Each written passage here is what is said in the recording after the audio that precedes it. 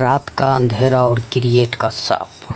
कहानी एक छोटे से गांव की है जहां लोग सूरज डूबने के बाद घर से बाहर निकलने से डरते थे। गांव के किनारे पर एक पुराना वीरान घर था जिसे क्रिएट कहा जाता था। इस घर की कहानियां गांव में पीढ़ियों से चल रही थी। कहा जाता है कि उस घर में एक भयानक आत्मा का वास है जो उन लोगों का शिकार करती है जो रात के समय उस घर में या घर के आसपास जाते हैं।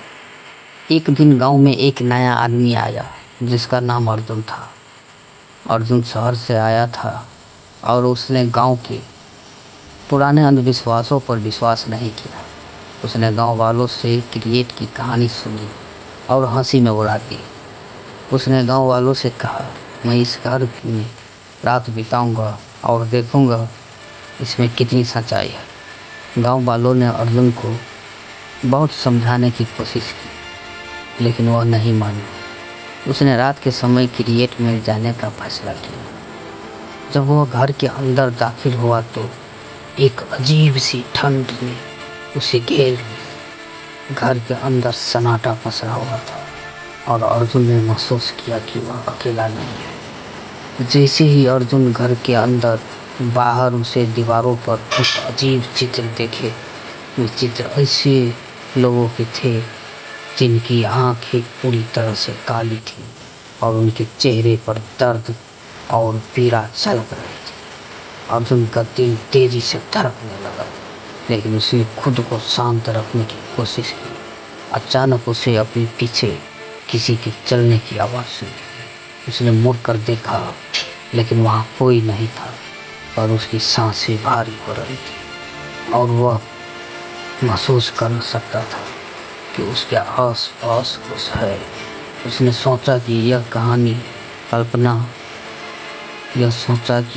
उसकी कल्पना है और उसने चलना जारी रखा। जब वह घर के सबसे गहरे कोने में पहुंचा तो उसे एक पुराना धूल भरा दर्पण दिखा। जैसे ही उसने दर्पण में देखा उसे अपने पीछे एक छाया दिखाई दी। उसकी आंखें बड़ी हो गई और उसने तुरंत मुड़कर देखा लेकिन वहाँ कोई नहीं था। वह वापस मुड़ा और दर्पण में फिर देखा। इस बार वह छाया और भी करीब थी। अर्जुन की रगों में खून जम सा गया। उसने महसूस किया कि वह छाया दरअसल कोई आत्मा थी जो दर्पण के अंदर फंसी हुई थी। उसकी आंखों से खून बह रहा था और उसका चेहरा विकृत हो चुका था। वह आत्मा अर्जुन को घूरते हुए बोल उठी, तुमने क्रिएट का शापित घर चुना है, अब तुम भी इस शाप का हिस्सा बनोगे। अर्जुन ने भागने की कोशिश की लेकिन उसके पैर जकड़ गए थे। वह हिल भी नहीं पा रहा था। आत्मा दर्पण से बाहर निकल आई और अर्जुन के पास आने लगी। अर्जुन ने चीखने की कोशिश की लेकिन उसकी आवाज़ गले में ही अटक गई। सुबह होने तक अर्जुन का कोई पता नहीं चला। गांव वालों ने उसे खोजा लेकिन वे केवल उसके जूतों के निशान और कुछ अजीब से चिन्ह क्रिएट के पास पाए। अर्जुन कभी वापस नहीं आया। कहते हैं कि अर्जुन की आत्मा अब उस घर में फंसी हुई है और वह हर रात उन लोगों की प्रतीक्षा करती है जो इस घर के रहस्य को जानने की हिम्मत करते हैं। गांव के लोग अब और भी अधिक डरते हैं। कोई भी सूरज डूबने के बाद क्रिएट के पास नहीं जाता।